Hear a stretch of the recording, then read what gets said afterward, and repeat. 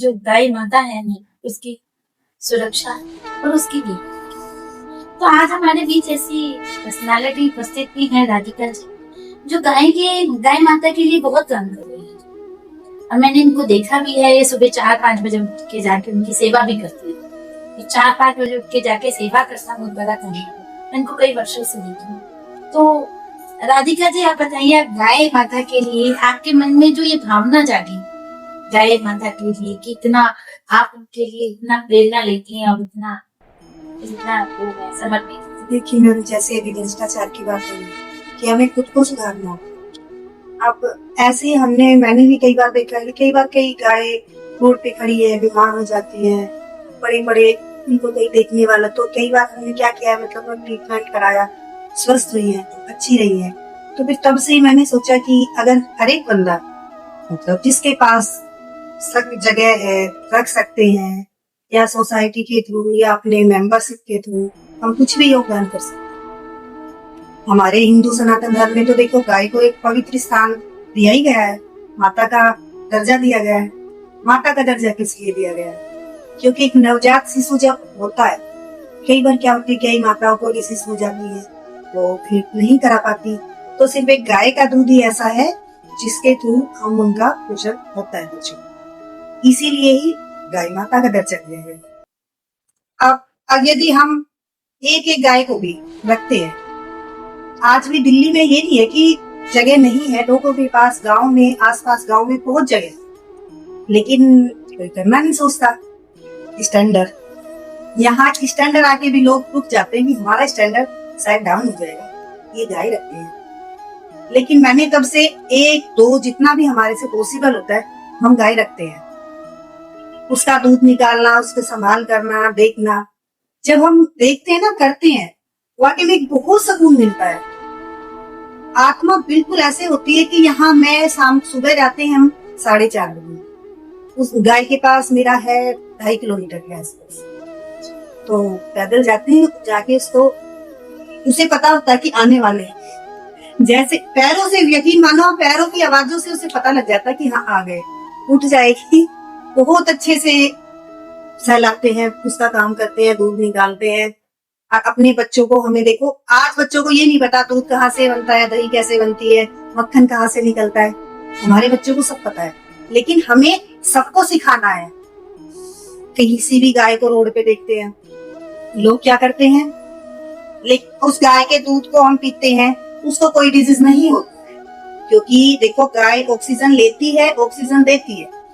हम गाय के आसपास जो रहता है, उसको खांसी, जुकाम, बुखार, आप मानो बहुत हद तक नहीं होता है।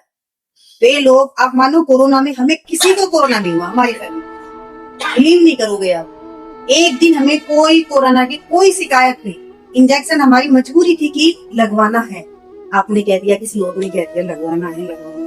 हमारे फ्लोर में सबको कोरोना हुआ, लेकिन हमें कोई प्रॉब्लम नहीं, उसका रीजन सिर्फ गाय का। हमने हमेशा से गाय को पाला है, दूध पिया है। सुधीर जी, आप ये देखते हैं कि सबको पे आप गाय देखते हैं और उसको फटफट जाके उसका ट्रीटमेंट वगैरह कराते हैं, तो कैसे आपने ये सारा किस तरह से मैनेज किया? मैं ये देखते, गाय जैसे रोड होती है, क्या करते हैं, बहुत से जो गाय पालते हैं, दूधिया बोलते हैं, उनको क्या करते हैं, दूध काटते हैं, छोड़ देते हैं उनको।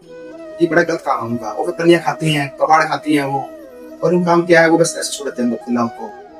उनका सिर्फ होता है, काम होता है पैसा कमा दो, दूध बेचना, वैसे उनसे कोई नहीं क्या खा रही है, क्या नहीं खा रही है, ये उनका स्टैम्प लगाते हैं, मारते हैं नाम की।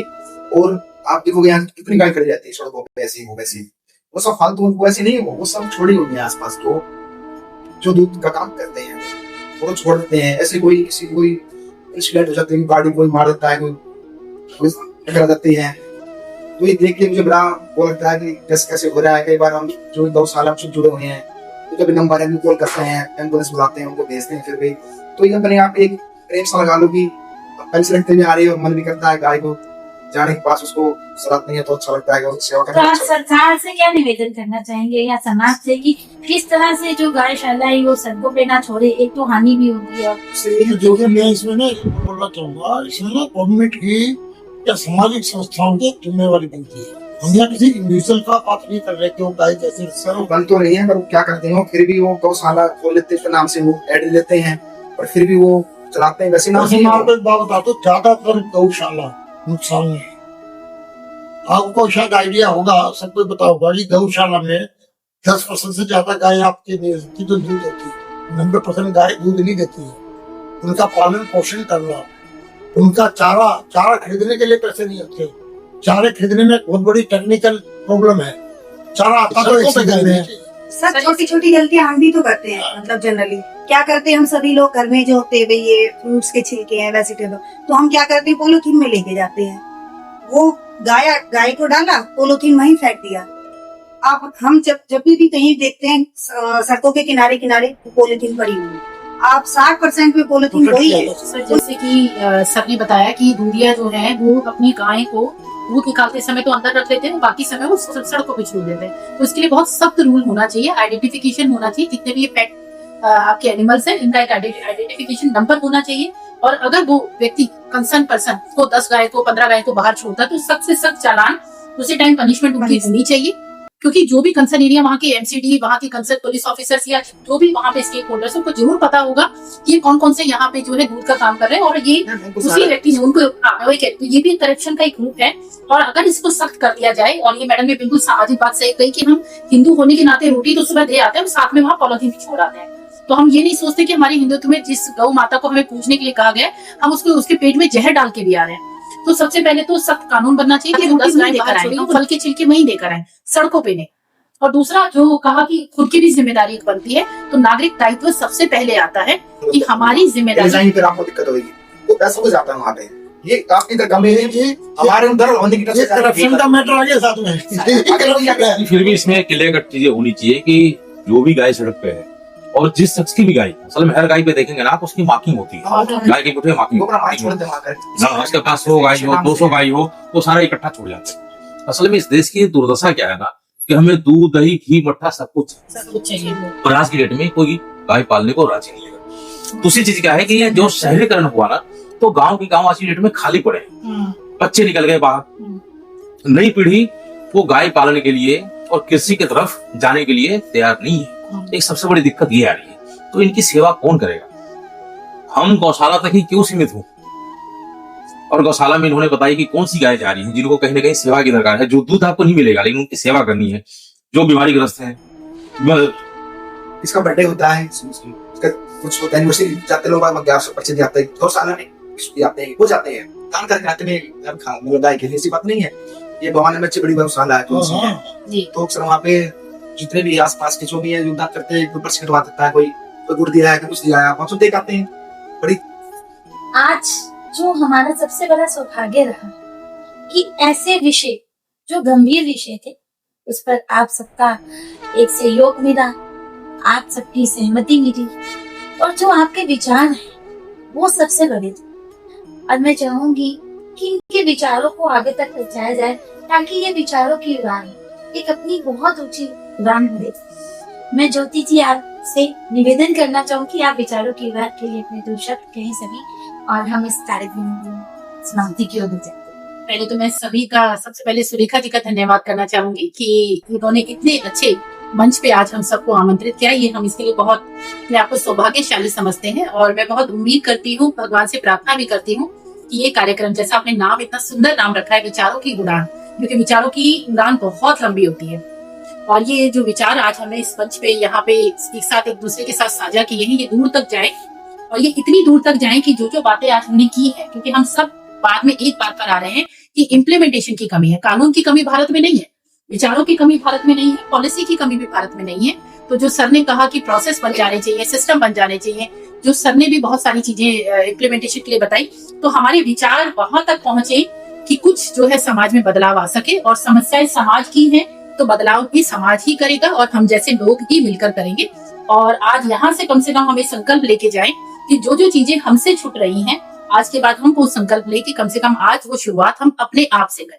तो बहुत धन्यवाद इस कार्यक्रम के लिए सुरेखा जी, और आप सभी का भी धन्यवाद, आपने अपना कीमती समय भी दिया, विचार भी रखे, धन्यवाद। आपके 2 शब्द। सुलेखा जी, मैं आपका दिल से आपके साथ साथ हमारे जो भी सम्मानित गेस्ट आए हुए हैं उनका आभार व्यक्त करता हूँ। बहुत ही अच्छे ढंग से बातों को विश्लेषित किया गया।